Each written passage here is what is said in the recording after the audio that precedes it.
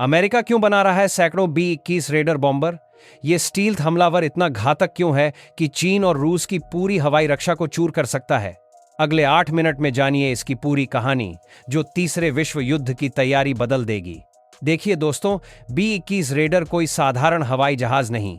ये अमेरिकी वायुसेना का नया राजा है, जो पुराने B-1 और B-2 बॉम्बरों की जगह लेगा, ताकि अमेरिका के पास आने वाले दशकों तक एक ऐसी स्ट्राइक फोर्स रहे जो किसी भी महाशक्ति के ऊपर सीधे दिल पर वार कर सके।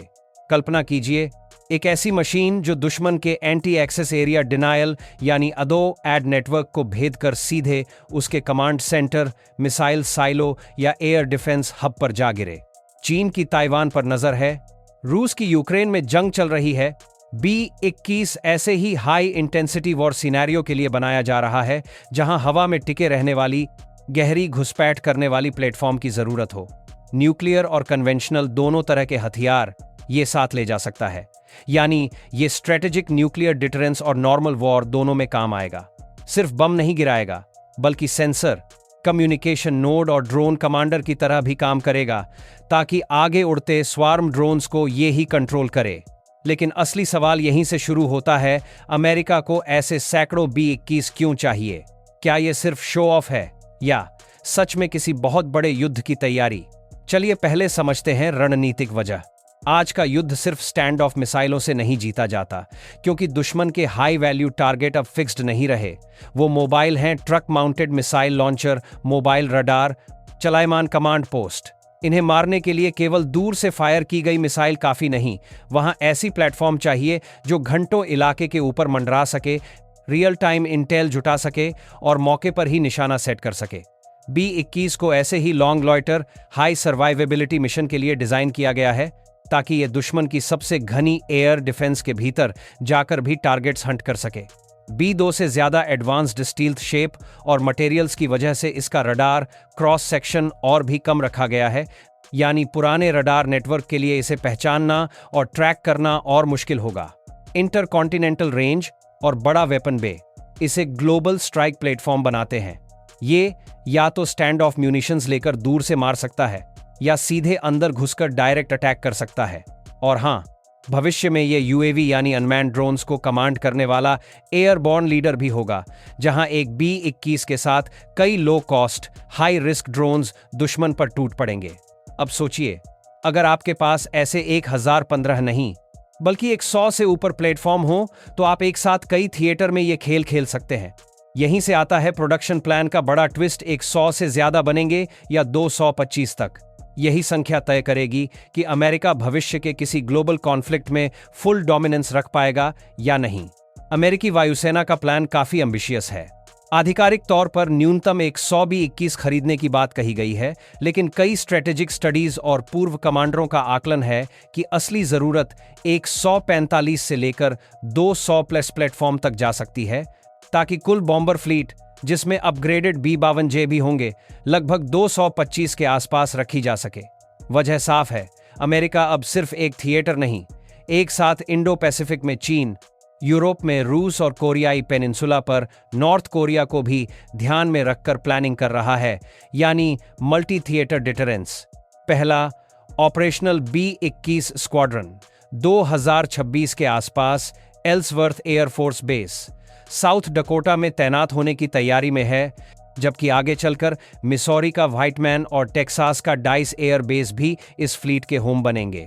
फ्लाइट टेस्टिंग फेज लगातार बढ़ रहा है। पहला B-21 2023 में हवा में गया, दूसरा 2025 में पहली उड़ान लेकर टेस्ट कैंपेन में शामिल हो चुका है, जिससे वेपन इंटीग्रेशन और सिस्टम वेरिफिकेशन की गति बढ़ी है। अब पैसे की बात करें तो नॉर्थरॉप ग्रुमैन कैलिफोर्निया के पाल्मडेल स्थित प्लांट 42 से इसे मैन्युफैक्चर कर रहा है, जहां डिजिटल इंजीनियरिंग और मॉड्यूलर प्रोडक्शन लाइन का इस्तेमाल किया जा रहा है। फिस्कल ईयर 2026 में अकेले इस प्रोग्राम के लिए करीब $10.3 बिलियन का बजट रखा गया है, जिसमें से लगभग 4.5 बिलियन सिर्फ प्रोडक्शन रैंप अप को तेज करने के लिए हैं। B-21 की एक और खासियत इसका कॉस्ट प्रोफाइल है। B-2 स्पिरिट जब बना था तो उसका यूनिट कॉस्ट खगोलिक स्तर पर पहुंच गया था, लेकिन B-21 के लिए औसत प्रोक्योरमेंट यूनिट कॉस्ट लगभग $692 मिलियन $2022 के आसपास अनुमानित है, बशर्ते कम से कम 100 एयरक्राफ्ट लिए जाएं।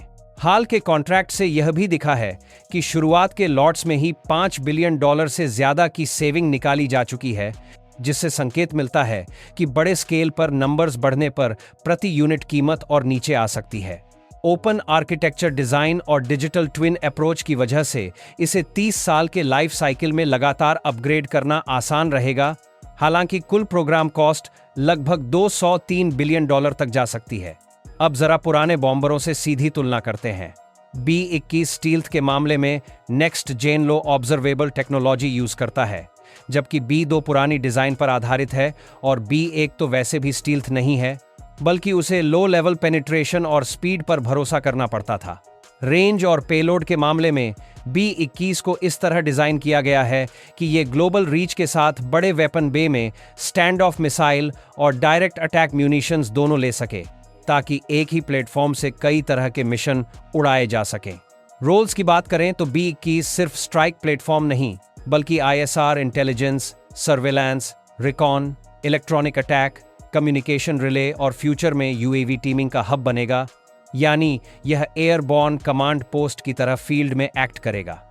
इसके उलट पुराने बॉम्बरों की प्राइमरी कैपेबिलिटी बम गिराना था, जिनका सेंसर सूट और नेटवर्किंग सीमित था और मेंटेनेंस प्रोफाइल भी भारी, खासकर B-2 का। डिजिटल डिजाइन और मेंटेनेंस फ्रेंडली स्ट्रक्चर की वजह से B-21 का सस्टेनमेंट रिस्क कम माना जा रहा है, जो बड़े नंबर में फ्लीट ऑपरेट करने के लिए जरूरी है। न्यूक्लियर डिटरेंस में B-21 की भूमिका बहुत अहम है।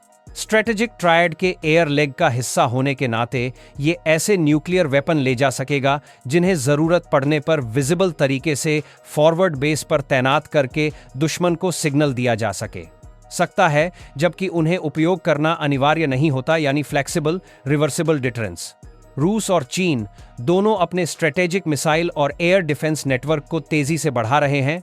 ऐसे में यूएस के लिए एक ऐसी प्लेटफॉर्म फ्लीट होना जो इन सिस्टम्स को बायपास कर सके, उसकी ग्रैंड स्ट्रेटेजी का मुख्य हिस्सा बन गया है। लेकिन बड़ा सवाल, क्या अमेरिका 200 प्लस B-21 बना पाएगा? फ्लीट साइज पर डिबेट चल रही है, फंडिंग और थ्रेट एनालिसिस तय करेंगे। चीन का H-20, J-20 और रूस का S-400-500 प्रेशर बढ़ा रहा है।